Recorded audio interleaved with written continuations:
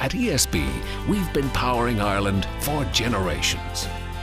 Our first hydropower station in Ardnacrusha was commissioned in 1929 and was one of the largest worldwide. And in the 1940s, we began a scheme to bring electricity to all corners of the country. The Rural Electrification Scheme has been called the Quiet Revolution because it transformed everyday lives with very little fuss.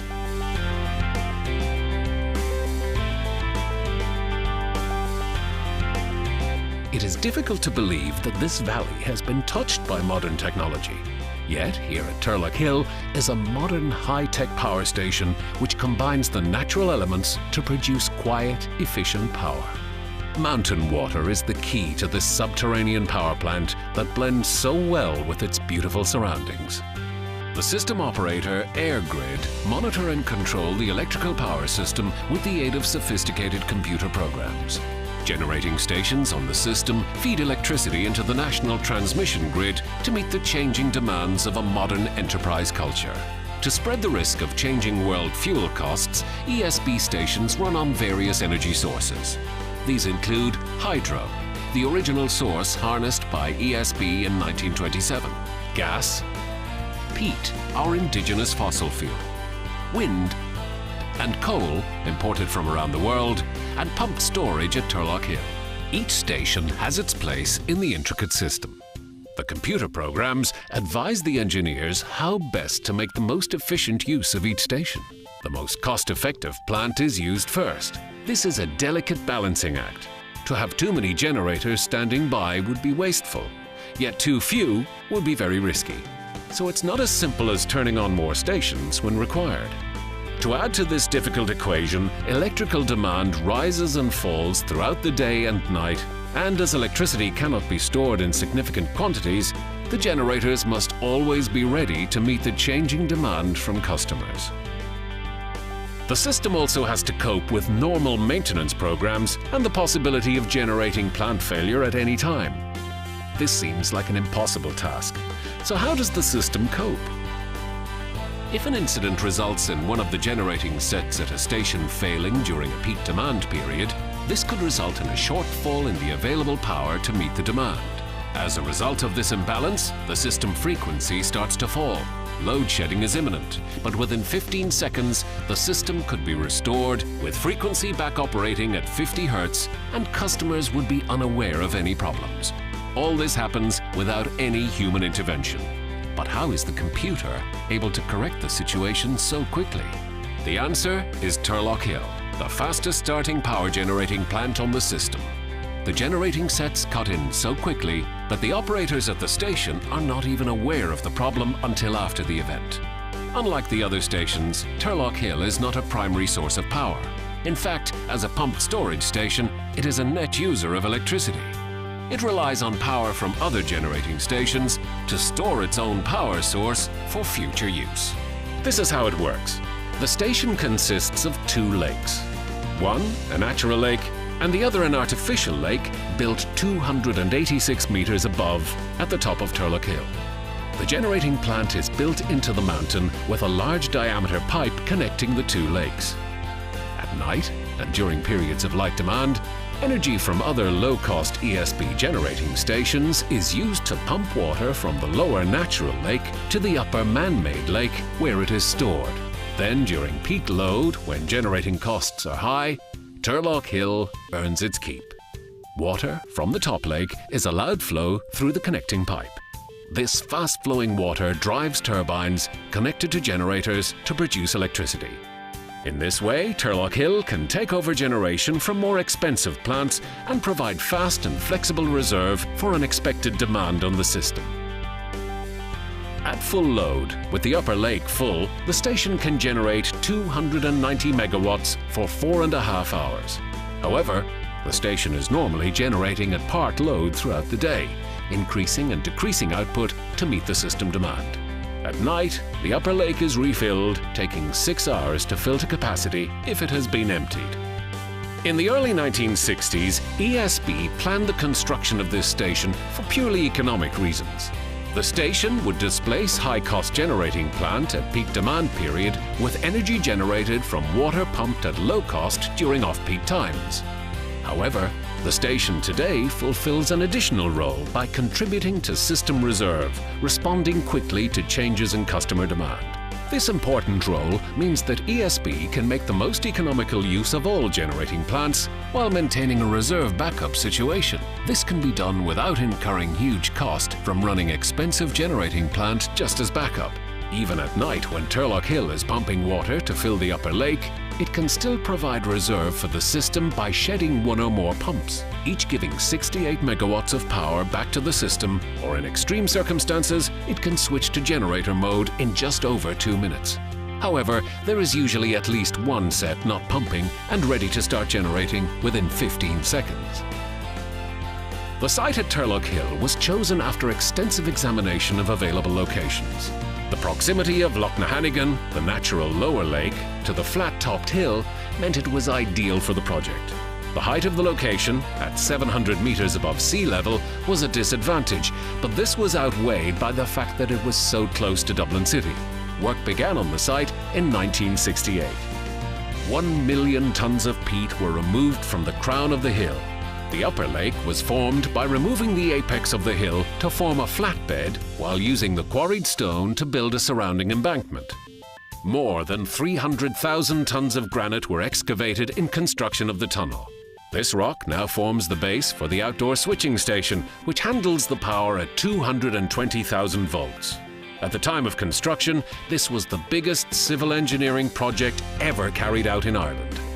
A large access tunnel was constructed to service the cavern which houses the generating hall situated over 300 meters below the top of the hill. From here, work began on the tunnel to house the enormous pipe, known as the pressure shaft. At the same time, the crew at the top of the hill began to excavate down. The total tunneling for the pressure shaft was over 600 meters in length. The 5-meter diameter pressure shaft was lowered into place on rails in 10-meter sections, each weighing 50 tons. Delicate welding of the sections was checked ultrasonically to ensure that the shaft would withstand the force of 5,000 tons of water a minute driving the turbines 300 meters below. When the construction element of the project was completed, a sealing layer of asphalt was applied covering the 40-acre surface of the lake bottom. A road leading to the lake's bed was built for maintenance purposes. The mechanism which controls the flow of water in and out of the upper lake is housed in a tower which becomes an island when there is water in the lake. So a tubular steel bridge mounted on rubber cushions was installed for access. The tower contains a servo motor which lifts and lowers a cylindrical gate. In an emergency situation, this will operate automatically even at maximum flow.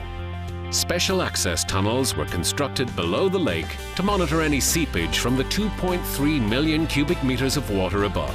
These have been fitted with automatic sensors to detect any unusual activity. In addition, movement detectors were built into the embankment to give early warning of any settlement. To date, the technical performance of the upper lake has been excellent. Once the construction was complete, the heavy plant was installed in the cavern.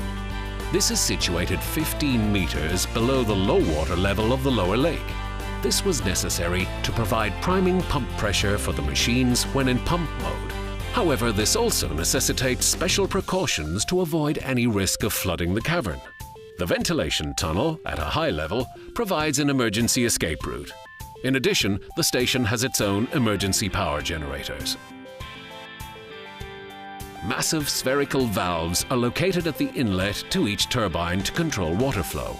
These were designed to open and close in about a minute, but have since been modified by ESB engineers to operate in less than 15 seconds. They can, if necessary, intercept the full turbine flow, absorbing the force of over 290 tons. Each one of the 4 generating sets has a dual function: as a generator, and in reverse mode as a pump to refill the upper lake.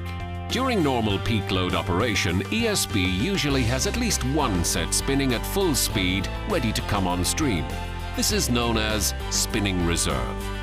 Should this generator be required, the computer at the National Control Centre will automatically bring it on stream and trigger the startup sequence for the next available set to take up standby operation. In severe cases, all 4 sets will be run up to speed, ready to generate within 15 seconds. Generating sets feed 6 70-ton single-phase transformers, which are grouped into 2 3-phase units. These step up the voltage to 220,000 volts. The power is then fed into the national transmission network. If a thermal generating unit ceases generating unexpectedly, the other generators on the system automatically increase their output to compensate. When this happens, EirGrid will utilize fast-acting generating units such as Turlock Hill to replace the lost generation, leaving the overall system unaffected by the disturbance. The control room at Turlock Hill, known as the Hydro Control Centre, or HCC, monitors and controls the station's activity as well as performing the same function remotely on ESB's 10 hydro stations on the Shannon, Liffey, Lee, Erne and Claddagh. The station staff work closely with EirGrid, who determine all operational requirements. In use, the station has been so successful that it has world-class availability performance. In addition to this class-leading performance, the system support capabilities of Turlock Hill make it a key part of the modern, sustainable transmission system, enabling the addition of renewable energy and dealing with the requirements of ever-changing system demands. The modern electricity system calls for very flexible generators to be able to cope with ever-changing generation and supply trends. Flexible, fast-responding plants, such as Turlock Hill, are needed to make up shortfalls in generation, complement wind power, and deal with reactive demand on the system. Turlock Hill provides all of these services. And it's even more relevant now than when it was initially conceived. Not only was the station innovative when it was built, it has proven to be a truly visionary station at the heart of Ireland's modern electricity network. It's also reassuring to note that our security of supply is secured by the simple process of pushing water up a hill. Today, Ireland has one of the most modern electricity systems in the world, and ESB, Ireland's key power provider, continues to transform everyday life. The smart grid quietly and efficiently distributes power wherever and whenever it's needed, enabling cleaner forms of electricity to come on stream and changing the way people use electricity. ESB is looking to the future, investing in high-efficiency power stations, driving innovation in clean energy, and preparing for a fully connected European energy network. We are tackling modern challenges like climate change and rising costs, and sharing our expertise with countries across the globe to help others develop the best energy solutions. At ESB, we are dedicated to protecting Ireland's future energy supplies and ensuring secure, sustainable and affordable power for industry and domestic use. We are committed to supporting the people in our communities and to nurturing the skills we need in the future. ESB is working hard to make sure you get the energy you need when you need it. The quiet revolution continues.